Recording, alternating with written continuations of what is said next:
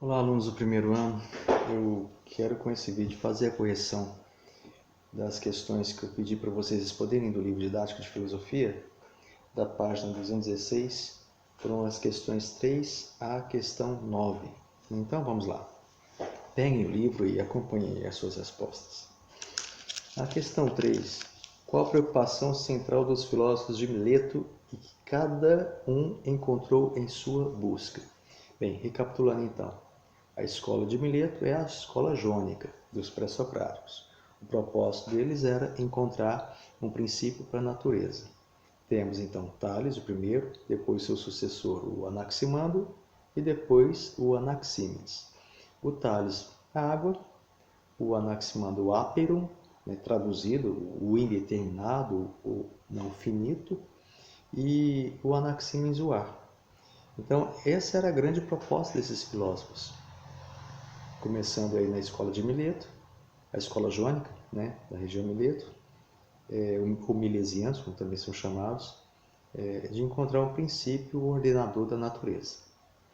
Ok, então a 3 já foi, né? Vamos lá então para a questão 4. O pensamento de Pitágoras introduziu pela primeira vez na história da filosofia ocidental um aspecto formal para a explicação da realidade. Que aspecto era esse? Porque ele era formal, né? O que ele introduziu foi buscar a essência das coisas, a arqué da physis, mas a partir do número.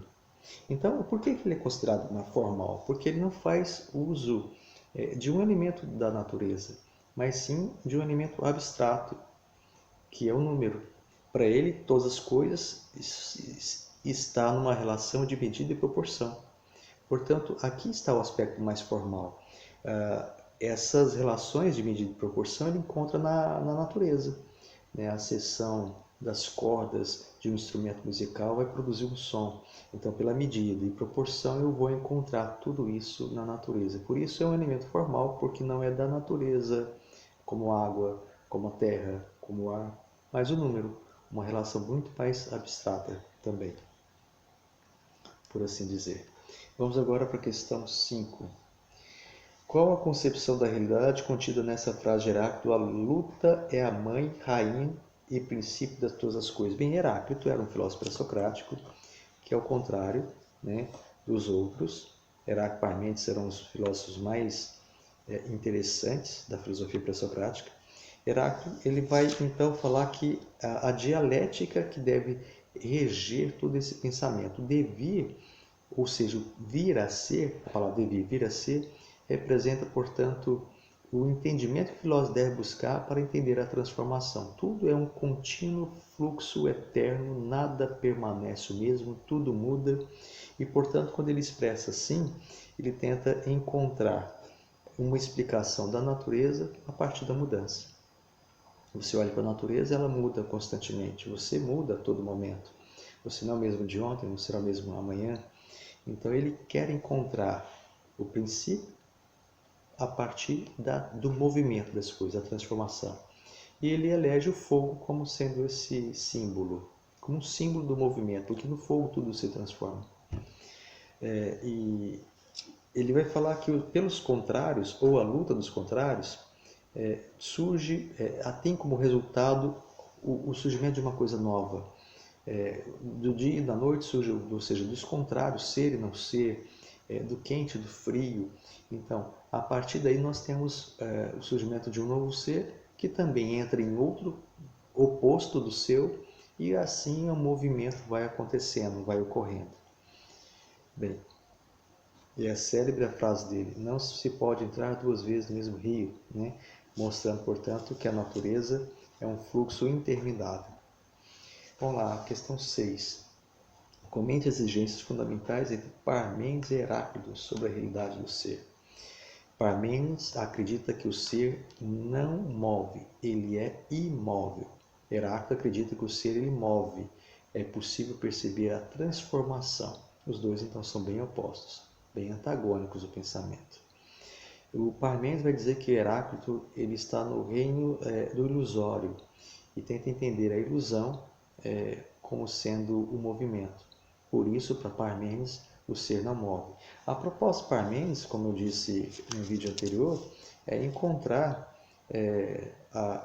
o princípio de uma identidade das coisas. Por isso ele acredita na permanência e afirma que o movimento é ilusão.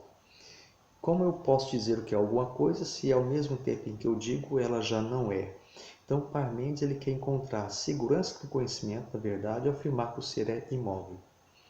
Então você vai ver uma grande contradição com Heráclito, que já afirma do movimento, né? E vamos lá.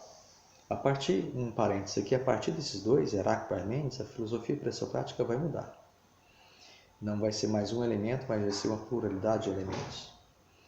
Vamos lá agora para a questão 7. Qual o objetivo de Zenão de Eleia ao criar o célebre argumento da corrida de Aquiles como a tartaruga? Zenão vai apenas corroborar, tentar dar exemplos de que o movimento não ocorre, defendendo as teses de Parmênides. O que é esse exemplo? É o chamado paradoxo de Parmênides.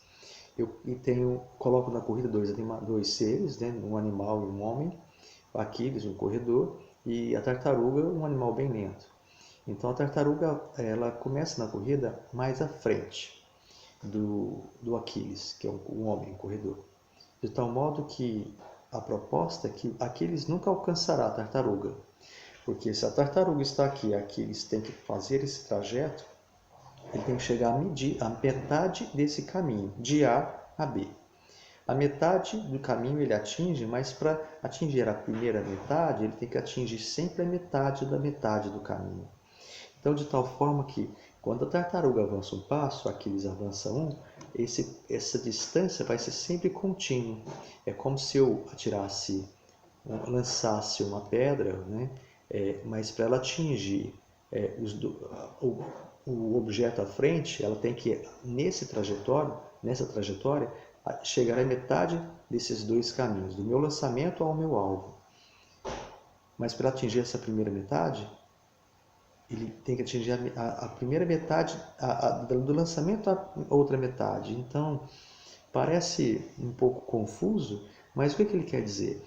Ele divide espaço e tempo infinitamente, de tal forma que eu vou perceber que não sai do lugar. É claro que a gente sabe que isso é um paradoxo, né, uma falácia, que vai acontecer o movimento, mas a proposta dele é defender de forma racional que não aconteceria isso no movimento. Então essa é a proposta, apenas uma defesa dos argumentos de Parmênides. O 8, Empédocles tentou conciliar as concepções de Parmênides e Heráclito. Sim, tentou conciliar. Empédocles já vai ser da escola da pluralidade, não vai ter mais um, mas vários elementos. Para ele, terra, fogo, ar e água, 4. E como ele concilia isso? Parmênides e Heráclito. Os 4 elementos, terra, fogo, ar e água, chamados de 4 raízes também, vai o ser de Parmênides, imóvel. Nesse como que eles se movimentam? Por duas forças, o amor e o ódio. Ele entende que o amor ele aproxima e o ódio separa. Então, aí estaria o movimento. Aconteceria o ser e o não ser. Né? Na junção surgem as coisas, na separação as coisas se desfazem. Ser e não ser. O movimento, então, portanto, implica o pensamento de Heráclito. E a última questão.